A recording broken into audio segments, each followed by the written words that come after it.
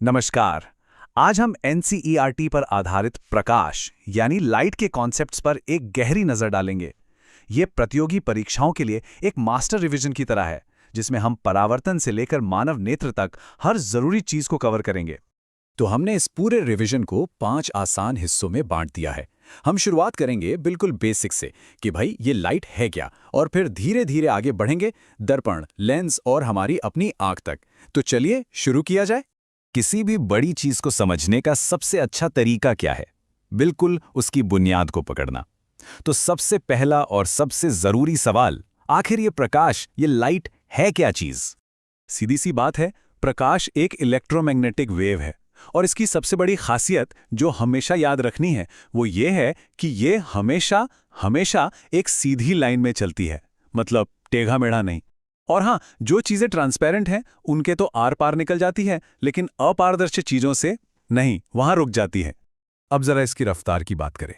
Vacuum में, मतलब जहां हवा भी न हो, वहां इसकी स्पीड जानते हैं कितनी है? 3 लाख किलोमीटर एक सेकंड में। सोच कर देखिए। और हाँ, यहां एक बहुत ही जरूरी एग्जाम टिप है, इसे गांठ बांध लीजिए। जब लाइट एक मीडियम से दूसरे में जाती है, मान लीजिए हवा से पानी में, तो उसकी फ्रीक्वेंसी कभी नहीं बदलती, लेकिन हाँ, उसकी स्पीड और वेवलेंथ, ये दोनों बदल जाते हैं। ये पॉइंट बहुत जरूरी है।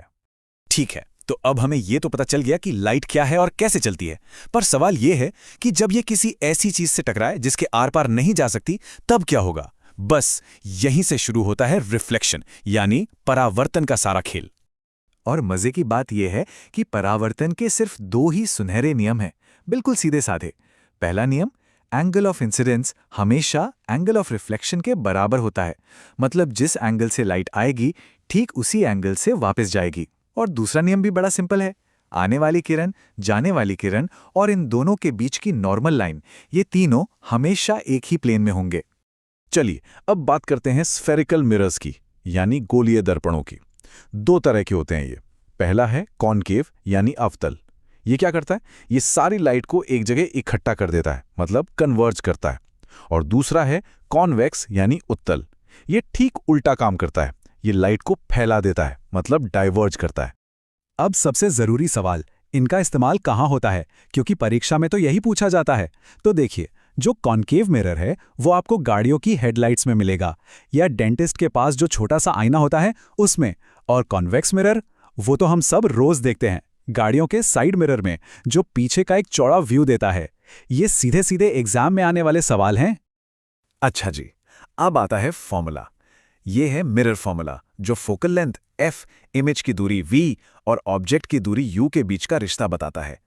और हाँ, एक प्रोटिप एग्जाम के लिए मैग्निफिकेशन यानी m पर ध्यान देना है। अगर m नेगेटिव है तो समझ जाइए कि इमेज असली और उल्टी है, और अगर m पॉजिटिव है तो इमेज वर्चुअल और सीधी बनेगी। तो परावर्तन की कहानी तो हो गई, लाइट आई, टकराई और लौट गई।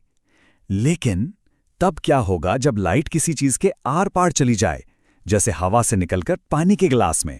सोचिए जरा। बस इसी जादू को कहते हैं रिफ्रैक्शन यानी अपवर्तन। होता क्या है कि जब लाइट एक मीडियम से दूसरे में घुसती है तो उसकी स्पीड बदल जाती है, और स्पीड बदलते ही वो थोड़ी सी मुड़ जाती है, अपना रास्ता बदल लेती है। और ये कितनी मुड़ेगी, इसका पूरा हिसाब किताब स्नेल का नियम बताता है। अब इसी रिफ्रैक्शन का एक स्पेशल केस है, जिसे कहते हैं टोटल इंटरनल रिफ्लेक्शन। पर ये हर बार नहीं होता। इसकी 2 शर्तें हैं। पहली, लाइट को सघन से विरल माध्यम में जाना होगा, और दूसरी, इंसिडेंस एंगल क्रिटिकल एंगल से ज्यादा होना चाहिए। जब ये दोनों शर्तें पूरी होती हैं तो कमाल होता है। हीरो की चमक और ऑप्टिकल फाइबर का काम सब इसी के खेल हैं। तो जैसे मिरर थे वैसे ही हमारे पास लेंस भी हैं। कॉन्वेक्स लेंस यानी उत्तल लेंस लाइट को एक जगह इकट्ठा करता है, और कॉनकेव लेंस यानी अवतल लेंस लाइट को फैला देता है। लेकिन यहाँ एग्जाम के लिए एक रामबाण तथ्य है, कॉनकेव लेंस से जो इमेज बनती है वो हमेशा, और मेरा मतलब है हमेशा, वर्चुअल, सीधी और छोटी होगी। चलिए, अब तक हमने जो कुछ भी सीखा है, रिफ्लेक्शन, रिफ्रैक्शन, मिरर, लेंस, इन सब को एक साथ लाने का वक्त आ गया है, और हम इसे अप्लाई करेंगे कुदरत के सबसे बेहतरीन ऑप्टिकल इंस्ट्रूमेंट पर, हमारी अपनी आंखों पर। देखिए, हमारी आंख किसी हाईटेक कैमरे से कम नहीं है। लाइट सबसे पहले कॉर्निया से अंदर आती है, फिर हमारे आई लेंस से गुजरती है जो कि एक नेचुरल कॉन्वेक्स लेंस है। इस लेंस का काम है लाइट को बिल्कुल सही जगह यानी रेटिना पर फोकस करना। और हाँ, रेटिना पर जो इमेज बनती है वो हमेशा असली और उल्टी होती है। और एक और एग्जाम फैक्ट, नेत्रदान में पूरी आंख नहीं, सिर्फ कॉर्निया ही डोनेट किया जाता है। अब बात करते हैं आंखों की कुछ आम समस्याओं की। पहला है मायोपिया, जिसे निकट दृष्टि दोष भी कहते हैं। इसमें होता क्या है कि पास की चीजें तो साफ दिखती हैं, पर दूर की धुंधली। वजह यह है कि इमेज रेटिना पर ना बनकर उससे थोड़ा पहले ही बन जाती है। तो इसका इलाज है एक कॉन्केव यानी अवतल लेंस का चश्मा। ये लेंस लाइट को थोड़ा सा फैलाकर इमेज को ठीक रेटिना पर पहुंचा देता है। अब इसका ठीक उल्टा है हाइपरमेट्रोपिया यानी दूर दृष्टि दोष। इसमें दूर का तो बढ़िया दिखता है, लेकिन पास की चीजें पढ़ने में दिक्कत होती है। यहां इमेज रेटिना के पीछे बनने लगती है। तो जाहिर है इसे ठीक करने के लिए हमें एक ऐसे लेंस की जरूरत होगी जो लाइट को इकट्ठा करे। और वो कौन सा लेंस है? बिल्कुल सही, कॉन्वेक्स यानी उत्तल लेंस। तो हमने काफी कुछ कवर कर लिया है। अब आते हैं सबसे आखिरी और सबसे काम की स्लाइड पर। इसे आप अपनी फाइनल रिवीजन चीट शीट समझ सकते हैं, परीक्षा से ठीक पहले देखने के लिए एकदम परफेक्ट। तो ये रही वो टेबल जो सब कुछ समेट देती है। इसमें मिरर और लेंस के फॉर्मूले हैं, पावर का फॉर्मूला है, और सबसे जरूरी वो मुख्य बातें जो भूलनी ही नहीं है। कॉन्केव मिरर मतलब हेडलाइट्स, कॉन्वेक्स मिरर मतलब साइड वाला शीशा, मायोपिया का इलाज कॉन्केव लेंस से और हाइपरमेट्रोपिया का इलाज कॉन्वेक्स लेंस से। बस ये कुछ बातें याद रख लीं तो परीक्षा में बहुत मदद मिलेगी।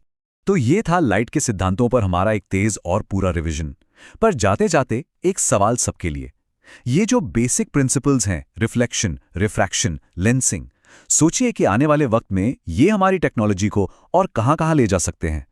क्या हम और बेहतर टेलीस्कोप बना पाएंगे या और तेज इंटरनेट? सोचने वाली बात है ना।